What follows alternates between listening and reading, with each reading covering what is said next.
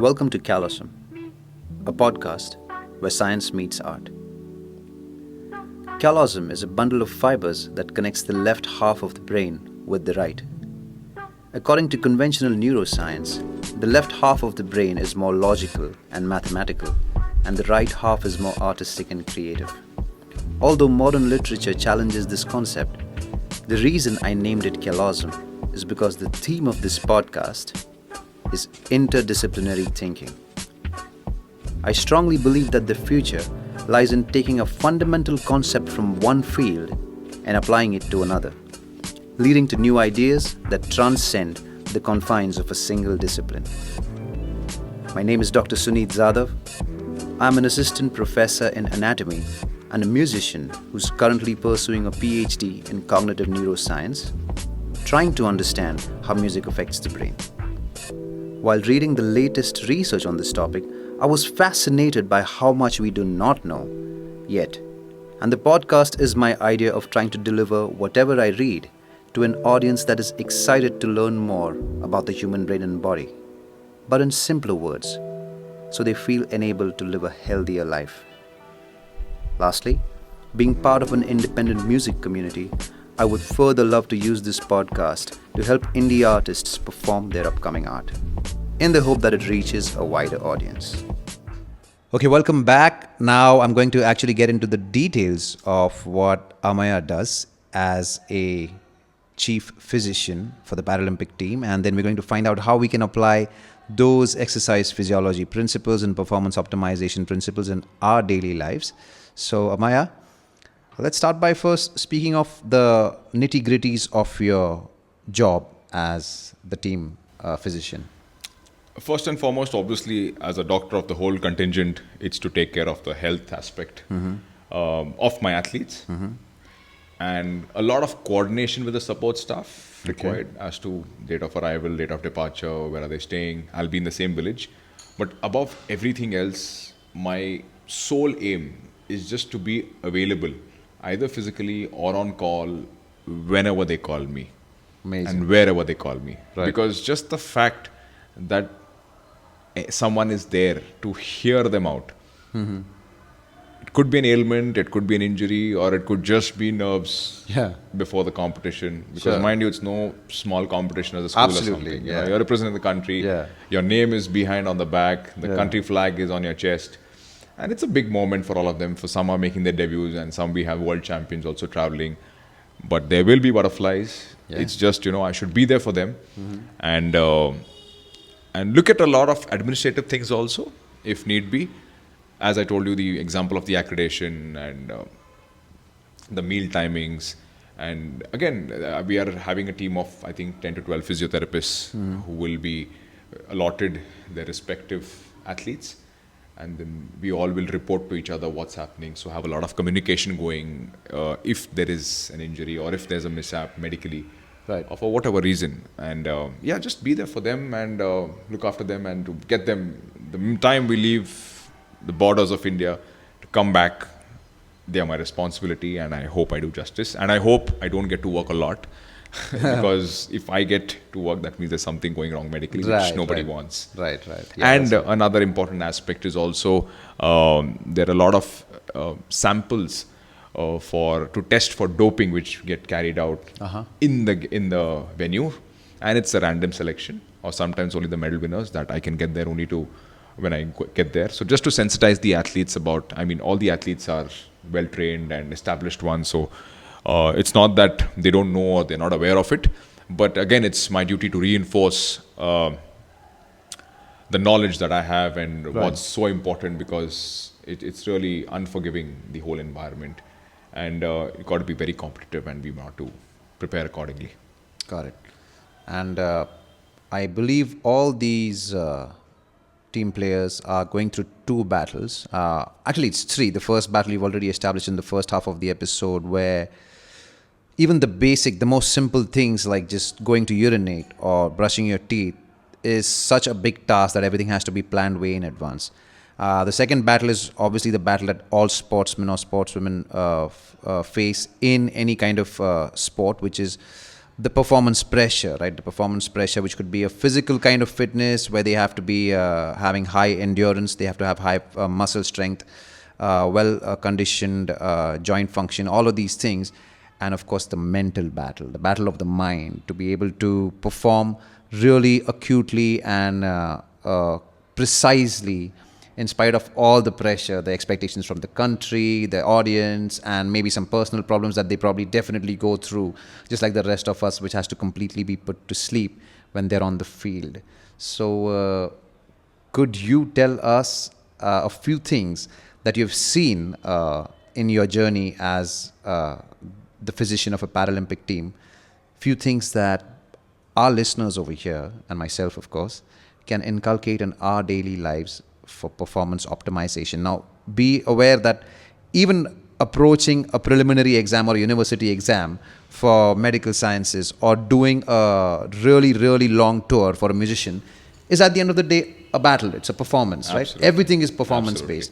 So, what are the things that you learn from these people who are mastering their daily lives in spite of all the misfortune and the disabilities that they have now? What are the things that you can tell us that we can use in our daily lives? I can start with an example. Like, I'll start with an example of a couple of blind athletes I work with. Actually, quite a few, but these couple are just so important. They train in Bangalore, and if I show them to you while they run and they train, they are like poetry in motion. Wow. Just their leg strides, the speeds, so consistent. And in blind running, it's that they run with a guide runner. Wow. Okay. Yeah. So then their wrists are connected and they have to match step to step. Oh my God, this is incredible. Exactly. So then just imagine the training, and we have a 3,000 meter runner here, and the training that he goes through, he squats, he lunges, he does all the plyometrics anybody else can. Wow. And sometimes better.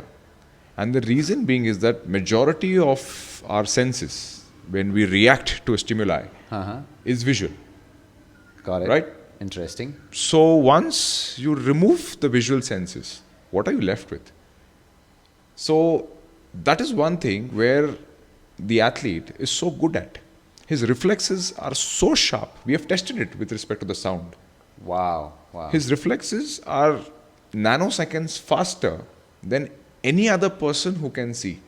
Or forget who can see, who's in the same 3,000 meter, who's just participating in the Olympics right now.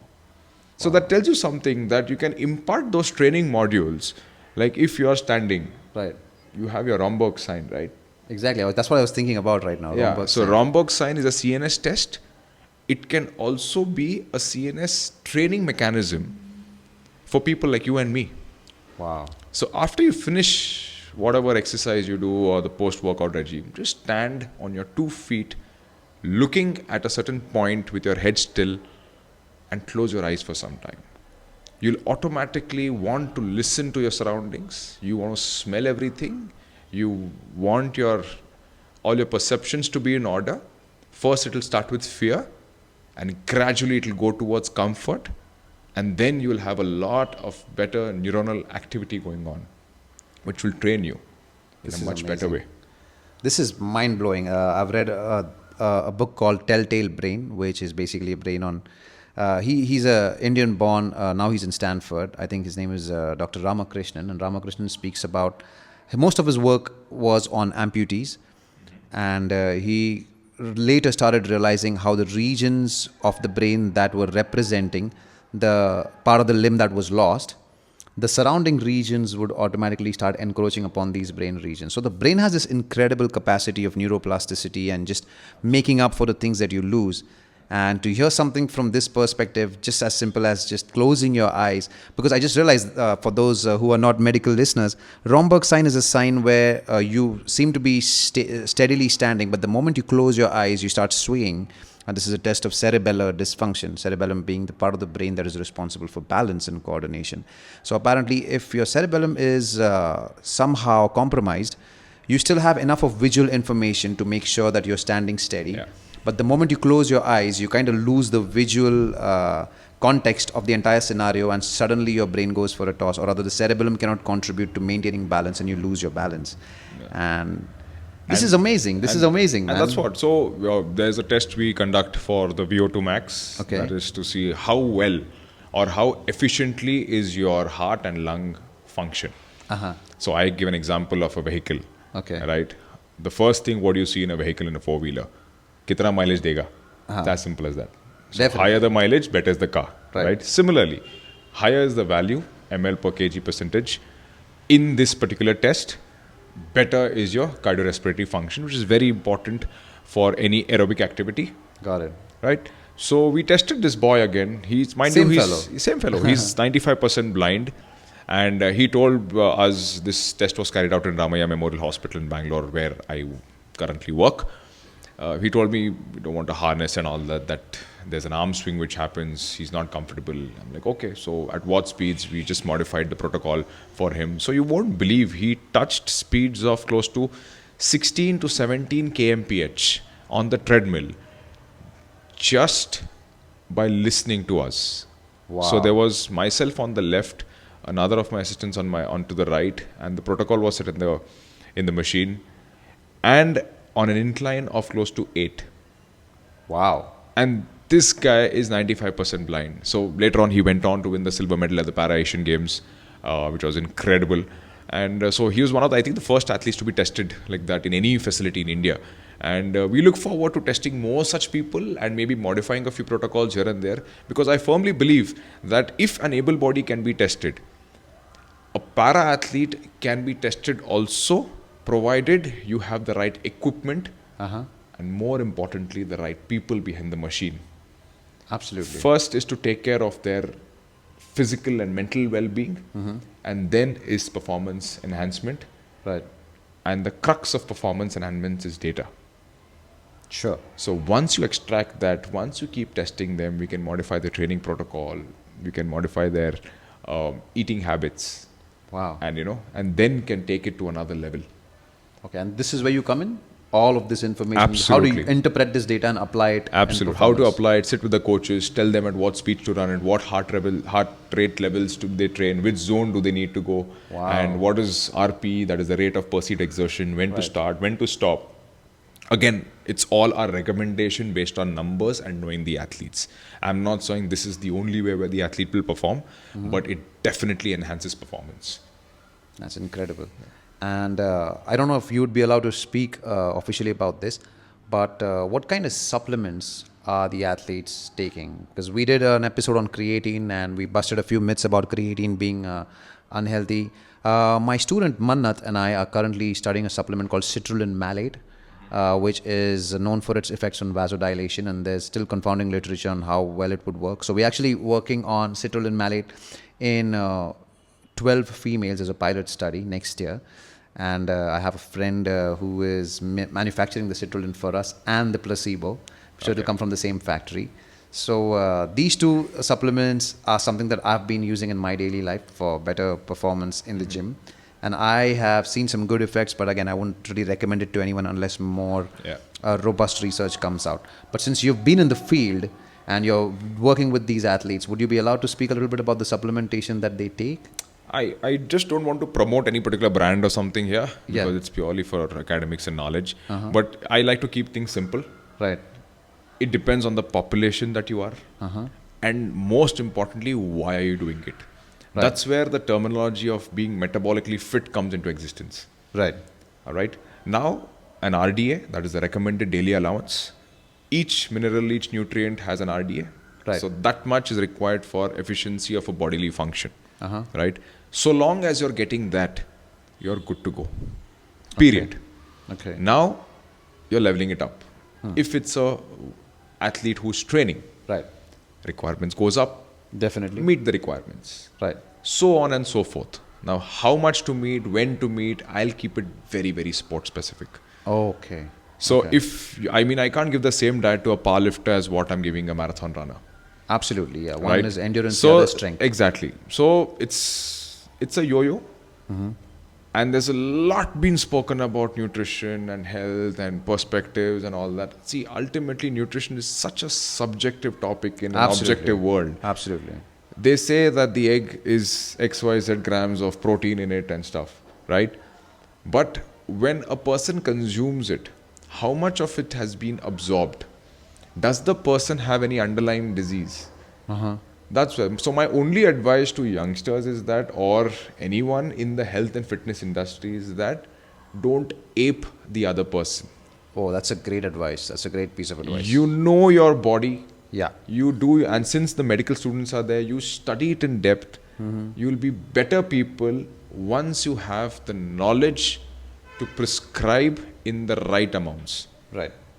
Right? Everything is dose dependent, right? It's dose Everything dependent, is subject dependent. just like you'll be doctor soon. You are mentioning drugs. You just don't write a paracetamol without anything, right? You'll write the dose. You'll write how many times to be taken and this thing. Now I see quite a few trainers and people endorsing certain things. That is where I refrain from doing that. Because what works for me, it has worked for me because I have a certain body type. Right. It might not work for a same male, same weight, same country, forget same country, same state also as me. His absorption rate might be different. Right.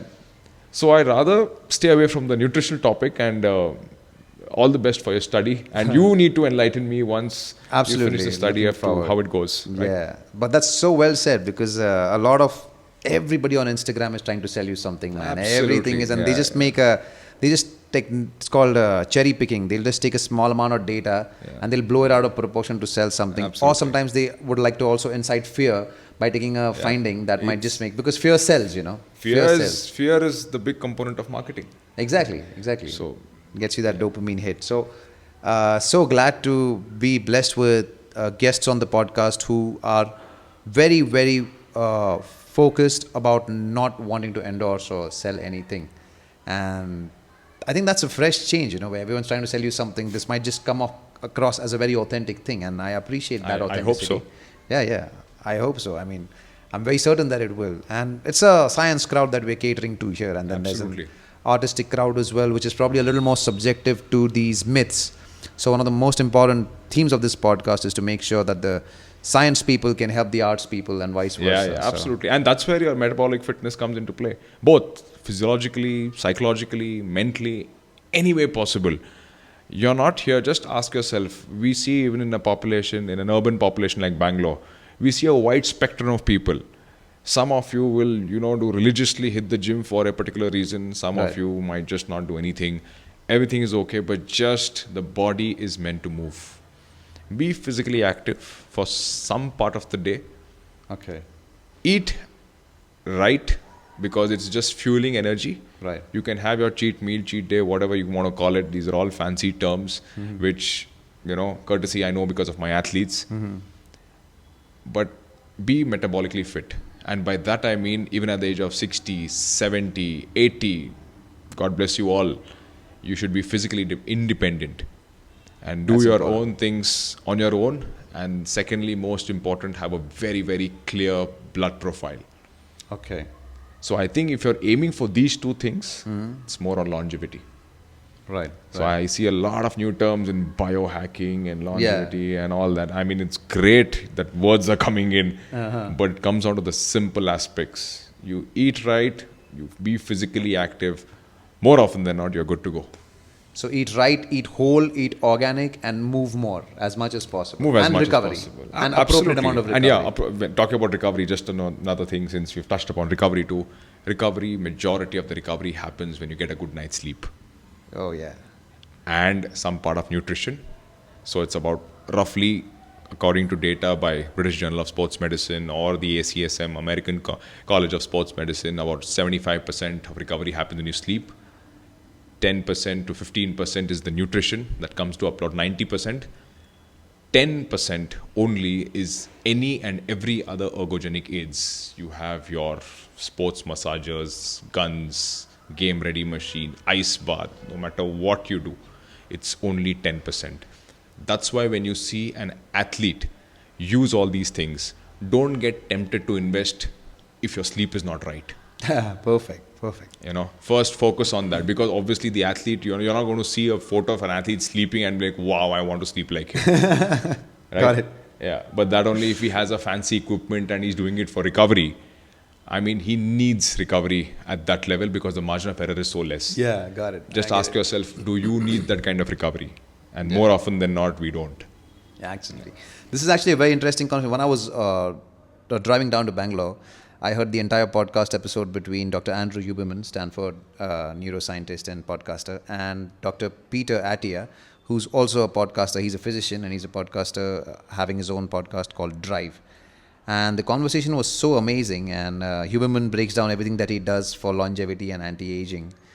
And there's apparently this millionaire, I forget his name, but he keeps on doing all these things on himself to live longer.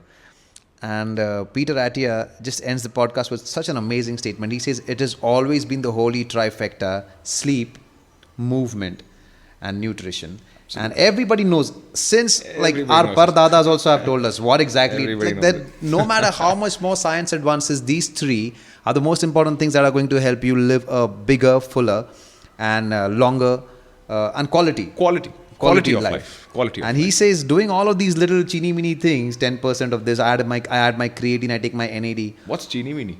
Teeny mini is like minute, I guess. Oh, rubbish.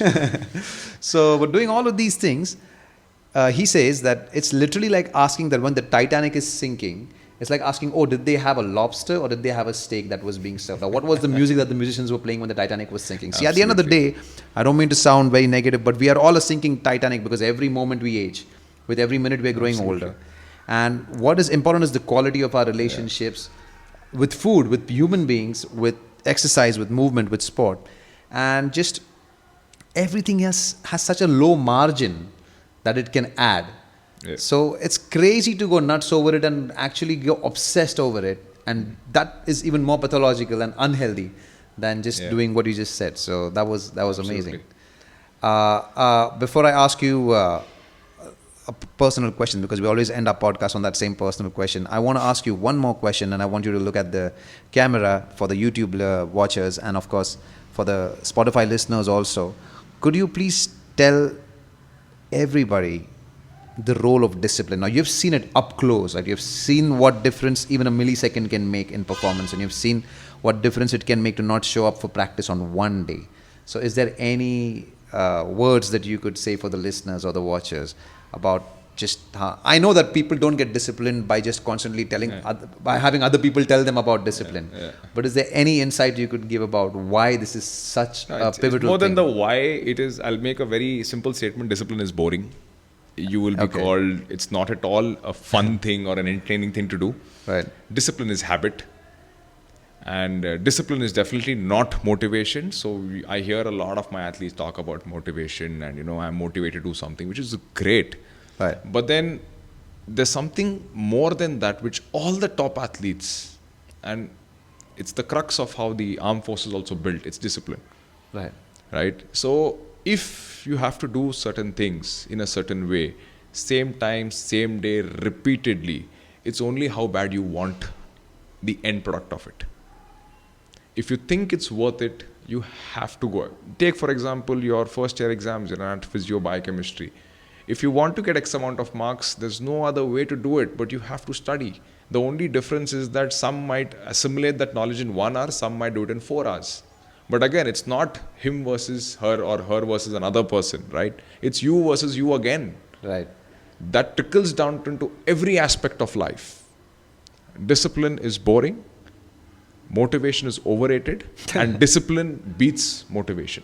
Absolutely, completely agree with you. It's just as simple as that. I mean, not so simple, but it's just as simple. That was beautifully said. And so my last question to you is technically the last question that I ask every guest on the podcast, which is, if you were not a sports science person, if you were not somebody who dedicates so much amount of time to the science behind optimal performance and the science behind exercise physiology and all of that, if you were not this person, what would you have been? I would have been on the other side of the fence.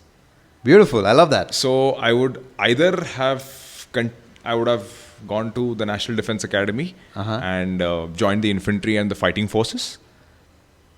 And the second option is that I would have been an athlete, an elite one. Whoa. And let's see how it could have been. And there were only 3 outcomes. I would have been better at it, worse than it, or just the way it is. All right. Well, I definitely think you would have been a great athlete as well, and I'm Thanks. happy. But I'm happy that in this role of serving and educating and just being in a way a caregiver and an educator to this entire community that could really use a lot more support. Thank you so much for doing what you do, man. We really appreciate this. And could you please end it with one last thing, like summary that my audience can listen to about how to support the Paralympic team for the upcoming Olympics. Once again, it's from 28th August to 8th September. What can we do to support? First and foremost, start watching it. Definitely on it. Right? And not just watch it for this one mega event. There are events happening throughout the year. There are so many various sports happening throughout the year. And especially for doctors, I would say I would come and be a part of the system because there's so much learning. You know, both scientifically also, like why. And trust me, if you can deal with the para-athlete in the medical scheme of things, an able-bodied person becomes a piece of cake. You know, it's quite simple that way. But again, respecting all body types, just come out there, watch them, know your athlete, know what is classification in an athlete. It's the cornerstone of parasport, which is not their able body. I think we can have a whole new podcast for that, but I think that's enough for the day. Yeah. But just to can I give a brief about classification? Absolutely. Yeah. So it's just about, in able body, you just have a 100-meter final or a 200-meter final and so on and so forth, right? But for parasport, you have classification because technically, if you have A athlete with a spinal cord injury and B athlete with an amputee of the upper limb, they both are a mismatch. They can't compete. It's not right. So we have to bring them to a level playing field with respect to impairment and only test their performance and their skill and their physical ability to do a certain task. So that's where you'll find in javelin throw, there might be 2-3 gold medals to be won. In shot put, there's sitting shot put and standing. Swimming has another part of classification. So like that across the 22 sports, or 29, I think, I'm sorry to get the numbers wrong, but across sport, there are various classification where the event might be repeated again based on the athlete's impairment. And it's very interesting for your students to know more about classification because it all comes down to the clinical examination of the human body. And there's nothing more beautiful than the human body. Absolutely. I agree to that. So thank you so much for your time, Ameya. Yep. Thank you. Thank you for having me, and all the best for your future podcast series, and all the best to your students. And just go well, man. Thank you so much, man. I really appreciate it. And thanks for having me here and lending this beautiful, beautiful living room of yours for the episode. Again, Really I had no option. Perfect. All right. Cheers, man. Bye. Okay, so we're going to be heading to the musical section of our episode. More on that after the break. If you like what you hear, please support the Callosm team by liking, sharing, following and/or subscribing to Callosm. That's CALLOSM on Instagram and YouTube. So the next song that I'll be singing is a very, very famous song from the movie Kabir Singh. It's called Kaise Hua. I don't need to say anything about it. You guys know all about it, and I love it, and I hope you do too.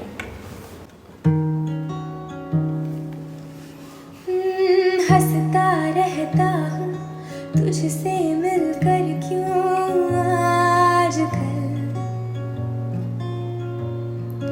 बदले बदले हैं मेरे तेवर क्यों आजकल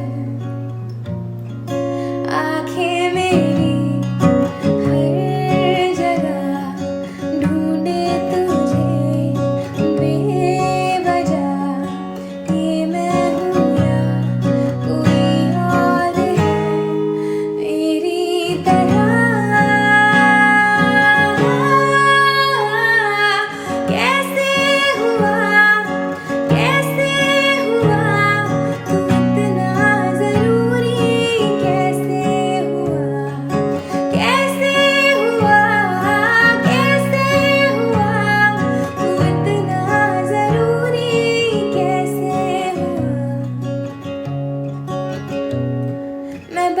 इश्क की बोली समझता नहीं था, हवाओं से मैं यूं उलझता नहीं था, सीने में दिल भी कहाँ थी मुझे है खबर। कहीं पे हो रातें, कहीं पे सवेरे, आवाज़ रही साथ मेरे, ठहर जा ये कहती है मेरी नज़र। क्या हाल हो गया है ये मेरा, आँखें में हर जगह ढूंढे तुझे बेवजह, ये मैं हूँ या कोई और है मेरी तरह। कैसे हुआ, कैसे हुआ तू इतना ज़रूरी, कैसे हुआ, कैसे हुआ, कैसे हुआ तू इतना ज़रूरी, कैसे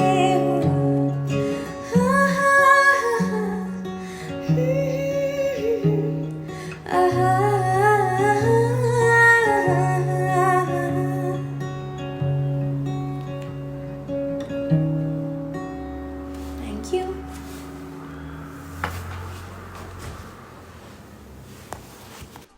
You can also check out all episodes on sunitzadav.com/Callosm. That's sunitzadav.com/CALLOSM. Thank you so much for your time and happy listening.